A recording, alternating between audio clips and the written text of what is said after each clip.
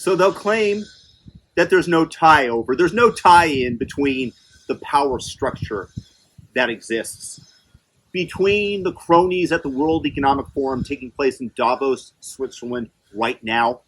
But I present to you this clip and the aftermath.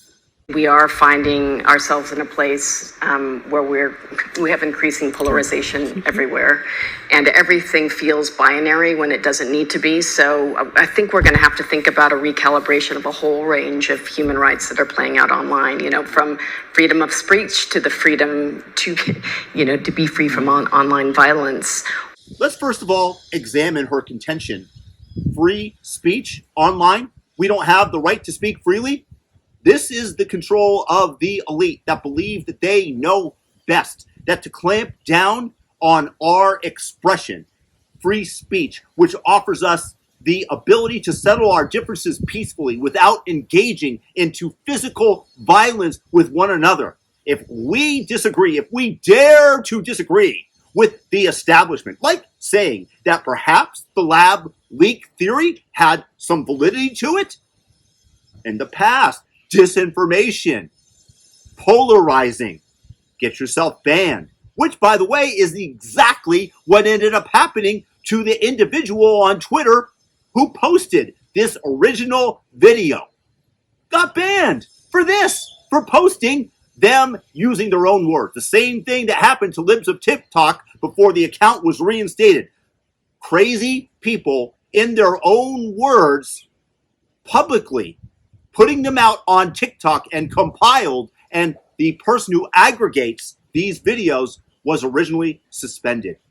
Same thing happens here. You want to talk about censorship? You want to talk about freedom of speech? Is this the freedom of speech that you're talking about when we can't even report on the disingenuous nature of the establishment that wants to clamp down on individual freedoms because they know best, like in every communist nation?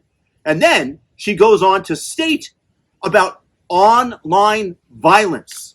Once again, words are violence. This is the belief of these crazy people that we are engaging in, where freedom of speech is something to be denied because it is violent.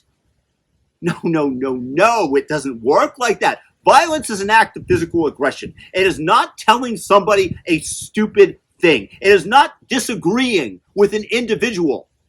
That is not violence. Violence is an act. It's an act with a physical impact. And yet, this is what they want to protect the world from. And yes, I agree, the world has become more polarized, in part because you are denying one side the ability to speak their mind, and thus both sides move off into their own little echo chambers because we are not fed the opposing view in our Twitter feeds in order to get greater engagement. Same with Facebook.